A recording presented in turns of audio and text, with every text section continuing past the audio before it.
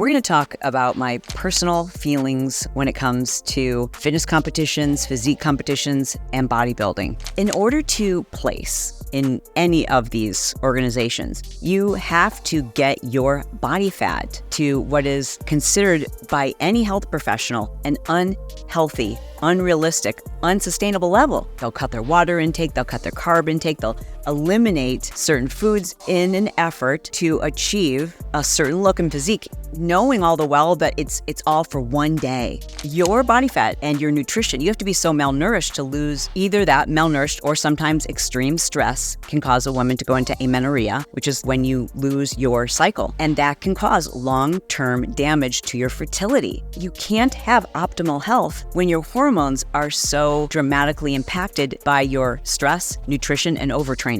It just shocks me that people celebrate this. There's so much more I want to catch you up on. It's been a while. So if you're here specifically for that topic and you don't want to hear what's going on, like my updates in general, we will put in the show description the minute marker, a timestamp, so you know where you can fast forward to catch that. All right, let's get to it.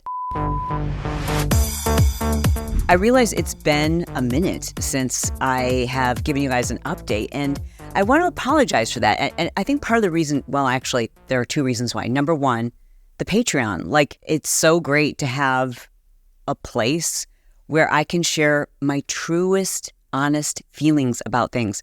You guys, the world is a weird place. It's crazy how you have to be, when you're in the public eye, which, I mean, anyone is who's making social media content, right?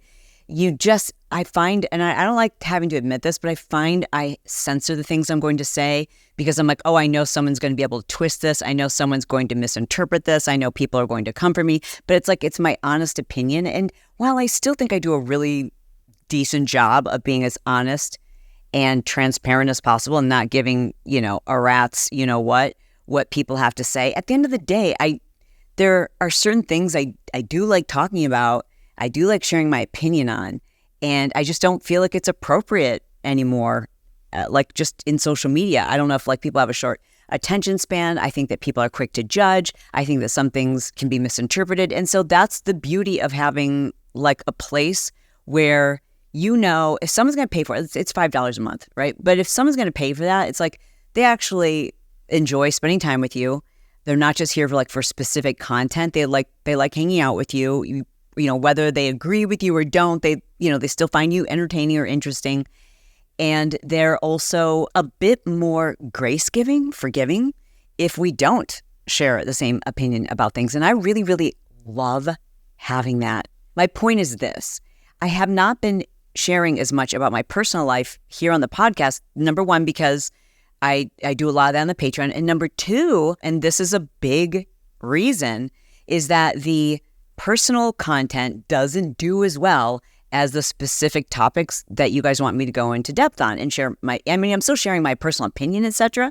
But when we look at the popularity of episodes, the ones where I talk about what's going on in my life, they're just not as popular, which is fine. And that makes sense, right? So if you do actually want to see more of these and you want me to do more of this type of episode on the regular podcast, I would just encourage you to like this if you're watching on YouTube, or make sure you download it or share it with a friend if you're listening to it on a podcast app where it's just audio. But yeah, you when you look at the popularity of things, whether it's your social media posts or a podcast, it gives you a lot of information. It tells you what people want and what people don't want. It's really freaking fascinating. And YouTube has really opened up my eyes to that. And that kind of leads me to what I wanted to talk about today, because whenever I do an episode about fitness specifically, or health, any health topic, it does really well. And I am so appreciative that people actually respect my opinion. It partly has to do with age. It also has to do with the fact that I've been in the fitness industry for, more than 30 years. I don't consider myself in the fitness industry really now, but I'm still in the health industry, right? I talk about mental health. I talk about relationships. I talk about physical health, spiritual health. I talk about all those things, but I really do appreciate that people want to hear my opinion. And again, it could be the experience, it could be any number of things, but I am very grateful that the way that I share this information and my perspective connects with you. I hear from so many of you who are like, I went through that. I know exactly what you're talking about. I have the same feelings around that. And I think we have a lot of shared experiences, those of us who kind of grew up in an era where, some of you are even too young to know about this, like when Jane Fonda's workouts first hit, like everyone's mom was doing those and drinking Tab and smoking cigarettes. And there were like thong leotards and brightly colored tights and scrunch socks, and everyone became obsessed with being uber thin, exercising, eating less, drinking Tabs. Did they even make Tab anymore? I don't even know. And then, that kind of shifted into the 80s and 90s, and the 90s were just this crazy time where we believed you had to be crawling on your hands and knees out of a group exercise room after an aerobics class, or it wasn't a good workout. And then in the 2000s, it became, how much harder can we go? It was all about high intensity interval training. Actually, it was all about high intensity, high impact interval training. Like how hard, how many intervals can you do? How many Tabatas? How much can you beat up your body to the point where it's like, it's not interval training if you're doing high intensity for 30 minutes. Like that's not interval training. You know what I mean? But it was like things kept getting harder and faster and more furious and more intense on your joints, more physically demanding, more torturous. And eventually, a lot of us were like, this is weird. My body is not my own. Everything hurts. Everything's breaking down. I'm not losing weight, so I'm having to eat less food. Like it just became this horrible cycle. And I know I was a part of that, right? Like I was in that space. Not only was I caught up in it, I was catching people up in it. And I've done a whole video series on that. You can check that out on YouTube, is where you'll find a couple of different seasons where I've talked about that. One from a couple years ago, one from this year, and one that I did on the Mind Pump show. I think that's probably the most in-depth one. I love those guys, and I'll link to their show that I did. And I talked about, how I have a certain degree of guilt over it, which leads me to my discussion today about, fitness competitions. But before I get there, I just want to quickly give you an update what's going on with us. So by the time you're watching this, I think I'm going to be back in Southern California. Fingers crossed. So we have been traveling now for the last, I believe it is 6.5 months. I can't even keep track. We did a couple of months in Florida. We did months traveling all over the United States. We did a couple of months in Europe. It's all been amazing. Until like this last, I'd say, month and a half. In that last month and a half, we have planned these trips where we're just in each location for like 4 or 5 days, or sometimes 3 days. And we're just kind of like jumping all over the United States to visit friends, to visit people that we haven't seen in months. Some things for work related, some things were just like, oh, that would be fun. We'll meet you there. Because we can. And it's getting, I don't want to say it's getting old, but it's getting hard. And I can understand now why, people who are actors or politicians or traveling salespeople, people who have to like be on the road all the time, that's hard on your body. I think it's hard to be in flights all the time, but at least you're usually going back home. And when you go back home, you can check in with your massage gal, or you could check in with the person who does your hair, or you can check in with your chiropractor. You can go to your regular doctor's visits. Like I recently had this spot on my thigh, like a mole that I was questioning. And I was like, gosh, I'm not going to be back in Southern California for like, another couple of months, but it's on my mind. And I don't want to be that person who waited a couple of months. Like I'm like, I will find a job. There are great dermatologists I can go to in every city. I'll just find one and go to one and have that thing sliced off and biopsied. And it was nothing. It was benign. Thank goodness. But I'm really careful about those things because I'm Scottish-Irish, and I did have, I think it was a grade 1 melanoma cancer on my right thigh like 100 years ago, before Brett and I were even married. And so because of that, like whenever there's anything, I'm like, slice it off, slice it. Like I've got slice marks all over my body because who cares? I don't care if I have a scar. I would rather have a scar than risk getting skin cancer again. Anyways, it's things like that. And you probably saw the episode that I did on sleep positions, and that was the fodder for that. The reason why I was inspired to do that is because my body currently, not even joking, is so jacked up from sleeping on a different bed like every couple of days, and a different pillow and a different mattress. And, there's different lighting to deal with, and some of these things keep you awake. And your body's in different positions, and it does take a toll on your body.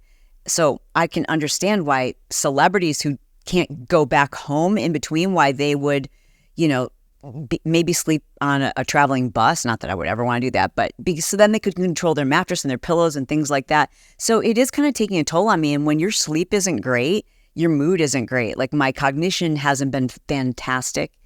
So I've noticed I've been a little bit more irritable and like annoyed. I'm like running out of clothes. I've been wearing, the same suitcase full of clothes, really. So I brought 2 suitcases. One, did you see my broken nail? That's another thing. I don't have my nail nail. You know what I'm saying? Anyways, I brought 2 suitcases. One that is filled with like all the equipment that I film with. That's also like, it's getting annoying to have to like break everything down and, break down the mic stand and break down all the lights and then have to set everything back up. It doesn't take that long, but it's like, it's all those like little things that when I'm at home, I can just set it and forget it. I have a podcasting studio and the lights, I just walk in and hit one button and bling, I just light up. It's great. I don't have to plug in my mics. I don't have to check the lighting in any room. I don't check the sound in any room. It's so easy. And having to do this and, having to set things up and then having to send Brett into another room. And I know I'm sounding like Wendy Weiner right now. I'm just explaining like the truth of it all, right? Because who likes someone who just pretends like everything's perfect? My life is so great. It is great. My life is so great.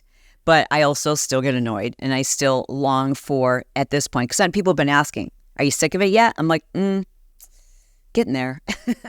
It's nice to have a home base. Like, have I already worn this a couple of times in a video? I don't know. This is by Viore, in case someone's going to ask. It was a regular like crew neck, and I cut off the neckline because it's nice and stretchy, and I like it better. It's like the sage color. However, I did find an amazing dupe on Amazon. It's not perfect. It's not as good a quality, but it looks very similar. And I wore it in my sleep video, if you saw that on YouTube. So I'll link to that little outfit. I should write myself a note or I'm going to forget, but I don't have a pen, so don't let me forget, okay? Drop a comment if I did forget, and then I'll respond to your comment. Anyways, I did find on Amazon it was really a lot cheaper than this. But I have only my travel shoes, the ones, also from Amazon. I don't have all of my heels. I don't have all of my accessories. Like, I'm missing those things. What I have figured out is I am not a minimalist. I like to identify as one in much the way I like to identify as a 35-year-old, but I'm not a minimalist. Your girl likes her options, and I'm kind of getting sick of the ones that I have, you know what I'm saying? Which also means I haven't been able to go shopping because I can't go shopping because I don't have any more room in my suitcases. I'm already being reprimanded for having the suitcase that's perpetually labeled heavy. And the whole travel thing, like I've talked about that a lot on Patreon, like we've really gone there. But the latest one on this last flight, I found like another serious, like actually 2 major pet peeves. One, please don't be offended. Okay, this is the kind of stuff that I worry people get offended on, but like it's just my opinion. It bugs me and it kind of creeps me out when people have a baby and like I'm always like, hi. Like I love like making like crazy faces at babies to try to get them to smile. And then when they do smile, it's so weird when like the dad goes to the little boy, are you flirting with her? Like, what? Babies don't flirt. That's weird. Like, don't. No, he's just smiling. That's so weird. Or it's like, oh, he's flirting with you. It's like, no, he's. That's not what we were trying to do. We were just connecting. We were just making funny faces. No, that's a pet peeve. I've also noticed that in much the way I fear nail techs and like anyone who does my hair, like anyone who does like a service, I fear that they're going to, here's the thing. I've been in too many situations where there's just a complete asshole at the salon who they're not happy with the shape of their nails. And so they like stand up and push their chair back and they're like, no, I'm not paying for this, and like throw a fit. And it's horrible. Tell me if you've experienced this. It is so embarrassing for them. You're like, who is this person? Like, what makes you think that you can treat another human being that way? It makes me so angry. And I always see it in salons. I've seen it in a few hair places. And the other places where I see it, someone be like just a complete entitled asshole, is on airplanes. So because of that, I become a shell of myself. Like, I become like a shaking chihuahua who's trying to please the flight attendant. And it doesn't matter if we're in first class or coach or the back of the plane. I'm always like, oh, no, thank you. Thank you so much. Thank you so No, I don't need any water. No, thank you. Thank you. Amazing service. Like, I'm no matter what. And sometimes you get a flight attendant who's just in a bad mood, doesn't like people, so they decided to become a flight attendant. And then every once in a while, you get someone who's just like so fun and so lighthearted and makes everybody laugh. And I'll just go out of my way. I'll come up to the whatever that little cabin area is, and I'll be like, I just want to tell you, amazing service. The way you just came over and brought me that little tiny bottle and the little cup of pretzels, delicious. Thank you. Thank you so much. And the whole instructions on the seatbelt, really good stuff. Good job, guys. Like, I am so beyond a kiss ass when I'm on a flight. So if you're a flight attendant and you see me on a flight, just be prepared. I'm probably even going to try to give you a tip. Okay, let's talk for a second now about some of the things that we've been doing recently, which is going to fitness competitions, because I have a couple of friends who are into them. Please know that before you hear what I'm about to say. I do believe there are exceptions to the rule. I do believe that there are people who can do this and stay healthy mentally and maybe even physically. I think there are certain divisions, certain organizations even, that are healthier than others when it comes to the bodybuilding and physique world. So bodybuilding and physique world, there's a bunch of different federations, organizations, just a couple of them. I wrote some notes down because, again, I'm not a competitor. I've never been a competitor. But I do know what it looks like to put yourself through the kind of discipline and nutrition that's required to look a certain way. Now, I didn't do it for fitness competitions. I did it for fitness videos. And some of those organizations include NPC, which is the National Physique Committee, IFBB Pro is after you earn your pro card in the NPC, then you can go to the IFBB Pro League. Then there's the NBO, the Natural Bodybuilding Organization, NFF, the Naturally Fit Federation, NAN, which is the North American Natural Bodybuilding Foundation, and then the one that we went to last weekend, which is the WBFF, which stands for the World Beauty, Fitness, and Fashion Competition. They're all a little different, so depending on what your goal is and your physique and those kinds of things, what level of competition you want to deal with, you pick different competitions. But at the end of the day, as I said, there's always exceptions to what I'm about to say. I don't like them. And I also feel, because of my role as a fitness influencer and because people have been seeing me going to these competitions to support a couple of friends who this was on their bucket list, I worry that I'm giving people the impression that I do support them. I support my friends who choose to do them, but I also make it very clear to my friends, I wish you wouldn't do this. You don't need to do this. You've already won. You don't need to stand on a stage and have strangers score your physique. You don't need to change the way you eat, the way you sleep, the way you train, the way you tan, the way you dress. You don't have to change your body and put yourself through that to be valued or appreciated. Your value doesn't come from a judge who you've just paid thousands of dollars to stand on a stage and be judged in front of and against other unique individuals. I mean, if you follow me, I'm sure you also follow Shanti, who is one of my dearest friends. I love him. We go way, way, way back. And when he said he wanted to do a fitness competition, I'm like, oh, no, please don't. But he is one of the most disciplined, determined people I know. And this was a major goal for him. He's already a winner. Like, you already won, dude. And I told my girlfriend, Amanda, we went to Las Vegas to watch Amanda compete. And I was like, you already won.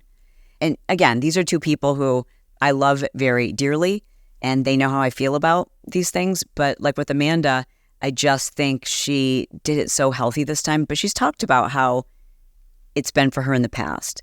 And I kept texting her like, girl, you already won. You won. Like, even before this whole thing starts, like, you won. After Amanda's, I'm like, I sent her a text because, she was backstage. And I'm like, you won. And when I saw her afterwards, she came in to have dinner with us and she's like, I won. Like, you know what I mean? Even though she hadn't placed, in her mind, she did win. So it's true.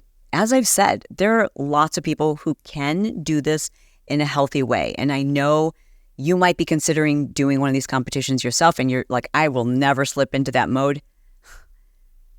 I thought the same thing. I never could have imagined myself restricting calories, over exercising. I could never have imagined me having a negative body image. I could never imagine experiencing body dysmorphia. But once you start slipping, that slope just makes you slide. And sometimes you just feel like you can't put on the brakes, and that's dangerous. Listen, and I know all the reasons why. You're going to say, well, it's a wonderful way to just prove to myself that I can do it. Okay, let's talk about it. Are there other things you could do that are really difficult, that require you to be disciplined, that require you to prove that you've got the determination to win? To win what? In order to place in any of these organizations, you have to get your body fat to what is considered by any health professional an unhealthy, unrealistic, unsustainable level. The problem with these competitions is then those images are plastered all over social media, and young people, old people, we're all influenced by those. And these are fitness professionals, fitness influencers who are posting these unsustainable images that are, when they're in the least healthy condition, that's what's crazy about it, is like we keep promoting these things as if it's health. But if you ask any competitor, even if they are not doing it a really unhealthy way, they will tell you at that point they were not the healthiest. You can't be depleted of your water. You can't be depleted so much of your nutrition that you're in starvation mode to get on stage. And you might be your leanest, but you're not your healthiest. You can't be. It's not possible. You can't deprive yourself of the nutrients that you need in order to maintain a healthy body weight and say that you're healthy.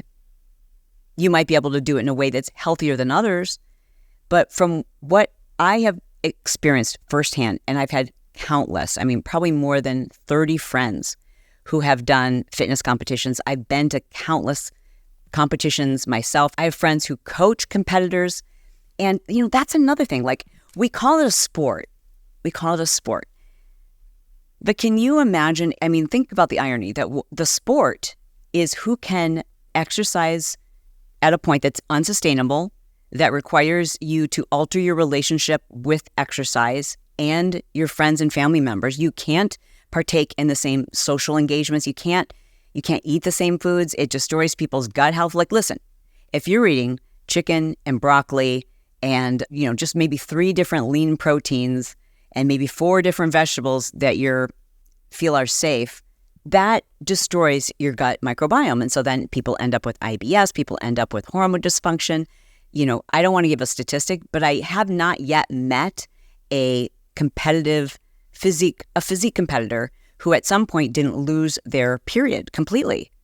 Your body fat and your nutrition, you have to be so malnourished to lose either that, malnourished, or sometimes extreme stress can cause a woman to go into amenorrhea, which is, when you lose your cycle.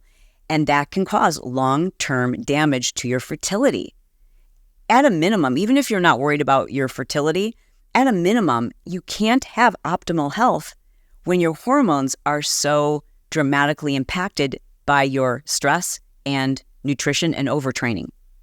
In order for a competitor to get on the stage, again, even those who do it the healthiest, they have to put themselves in such a selfish state where your sole focus has to be your outward appearance, where you're spending hours focused on the way you look and improving the way you look in such, in my opinion, an unhealthy way. I also, again, I know there's exceptions to the rule.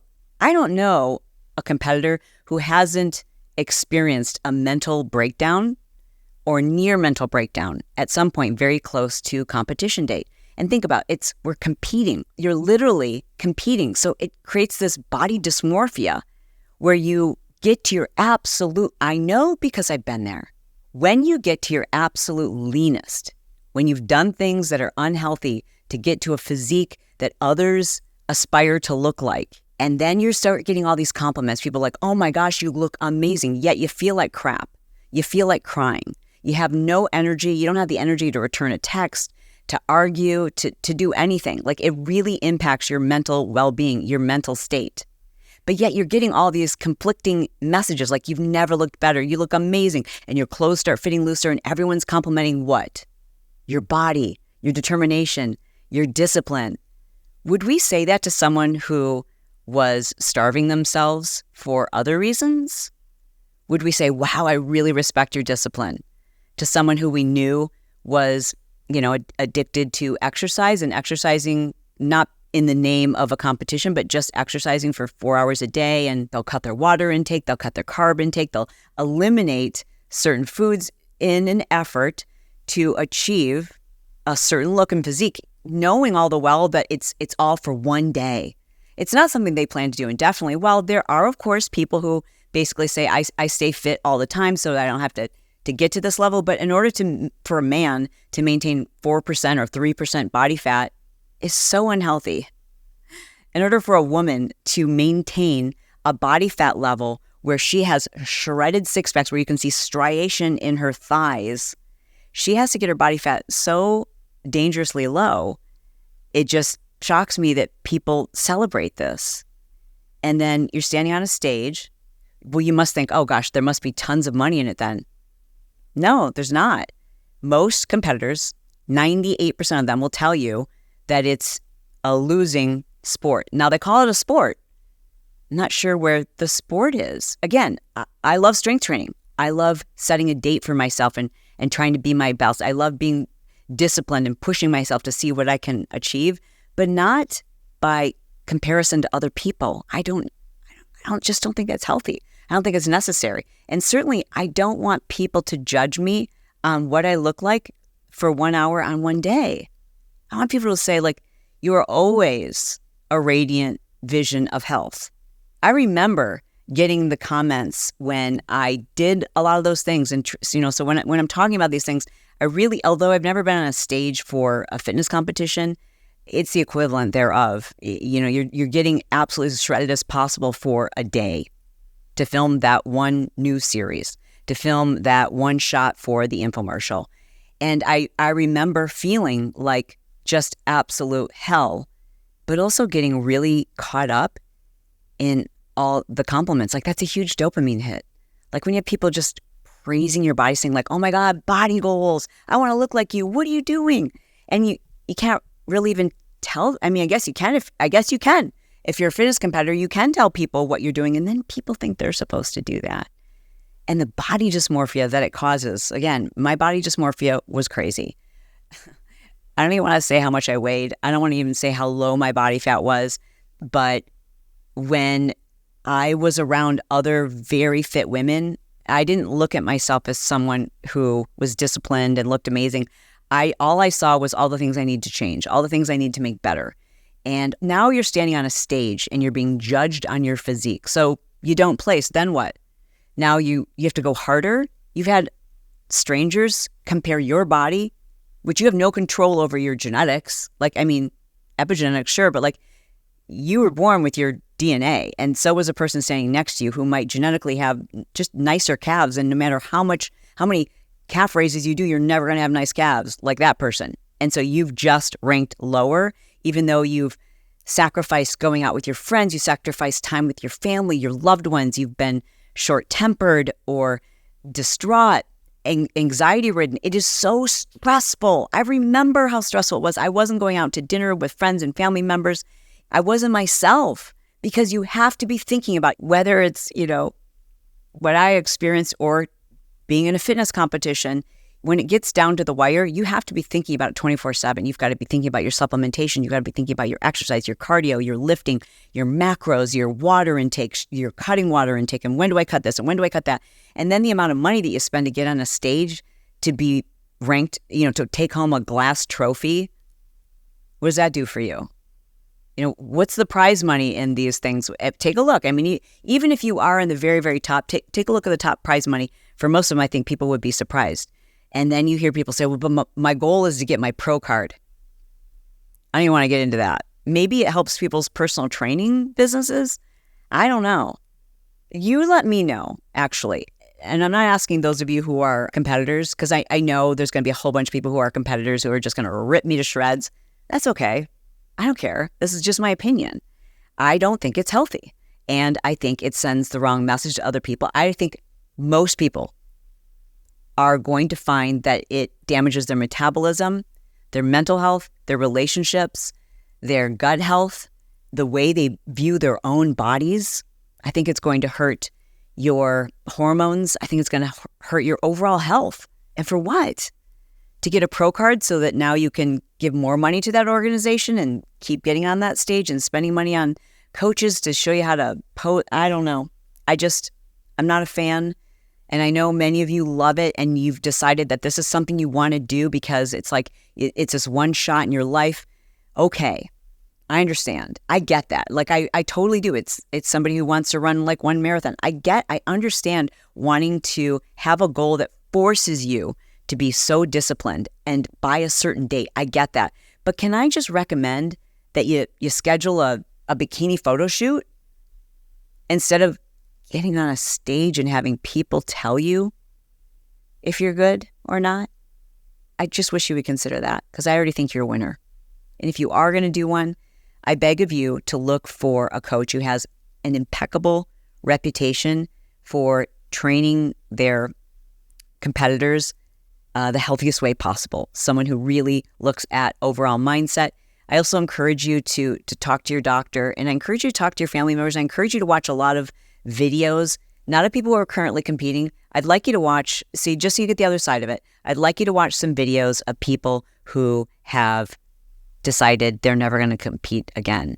Like this one from Cece. So hormones were off not only from not having my period and pushing myself so hard, but also from, the fluctuation in weight. That's really hard on your body. And I didn't know that at the time. I just thought, my body would adapt really quickly. I will not put myself in a position where I'm going to reverse all the progress that I made. It took me a solid 2 years of just working on my gut in order to help my stomach issues and my skin issues and my hormones. And no trophy is worth that. I know how it feels now to be healthy and look healthy and not just, look dope and look healthy, but feel like crap inside. And I'm just not willing to sacrifice that. That is just not my MO. I just care more so about how I feel. Maybe if I would have known this stuff before, I probably would have never competed. If I would have known where I was going to be at right now, I might have not competed, to be honest with you.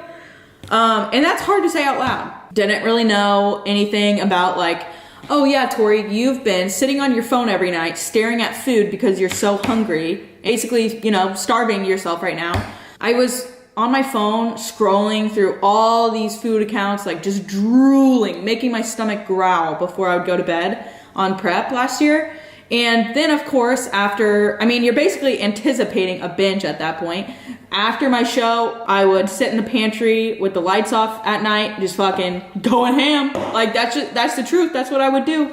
I would eat until my stomach hurt. And then once my stomach would start hurting, I would take a bath to make my stomach feel better, like hot water, just so that I could eat again. Obviously, there are pros and cons. Obviously, there's lots of positive videos about this. And obviously, there are plenty of people out there who've had an incredibly positive experience doing these competitions. And I don't ever want to take anything away from any of you. Like I said, some of my closest friends do this, and I wish they wouldn't. But they also know how I feel. And I've got friends who I think do it in a really healthy way. But I also think that's the exception. I just do. So because I speak to a lot of people, I want a lot of people to know it's not for everyone. By the way, before we finish up, I just want to say that if you've enjoyed any part of this, if you found it interesting, I think there's a lot of content on this channel that you might resonate with you. So I would love it. It would mean the world to me if you took a moment to subscribe. It doesn't cost you anything, and it means a lot to me. It's kind of like a little tip jar. So if you could click the little subscription button and then turn on the bell, because if you don't turn on the bell notification, you're never going to see the videos. Hey, I appreciate you taking the time to do that. So let me know in the comments if you have ever, this is the question I wanted to ask you. I'm not asking the competitors. I'm asking those of you who have ever considered hiring a personal trainer. Would it make a difference to you if the personal trainer you worked with would would you want to hire someone because they had their pro card in bodybuilding? Or would you just want to hire someone who gets people amazing results? Like, what's more important, the results that they get or their status as a fitness competitor? And I'm not leading the witness. I mean, I really do. In fact, I'm going to pin this as a top comment and we'll just make it a poll. So I just want you to vote one or the other, because that'll be interesting, because maybe I'm wrong. I'm happy to admit if I am. I also want to talk to you a little bit about the dopamine detox everybody's talking about. That's something that I just hear everybody right now. And maybe I'm like late to the game, because I feel like this has been like going on for a year, but now it's like every circle or every conversation I listen in on, somebody's talking about this dopamine detox. So I'm going to do a deep dive on it. And I encourage you to, if you haven't already, please make sure that you're subscribed. Make sure you're subscribed to the Chalene Show, even if you just found this one by searching for, I don't know, something about fitness competitions, because then you'll catch that next one that I'm going to do that deep dive on the dopamine detox. We're going to figure out, is it dumb? Is it smart? Is it something we should do? I don't know. I don't know the answers, but I'm going to find out for you. And we'll do that right here on the Chalene Show. And don't forget, if you would like to hear more of like the personal stuff and stuff between myself and my husband and really funny behind the scenes, please, I would love to invite you to become a Patreon member. You can go to patreon.com/The Chalene Show. We have pinned that link for you beneath this episode. It's a killer community. Like, it's awesome when I go places and I find when people are like, I'm a patron, are you a patron? Or I'm a Vaulty.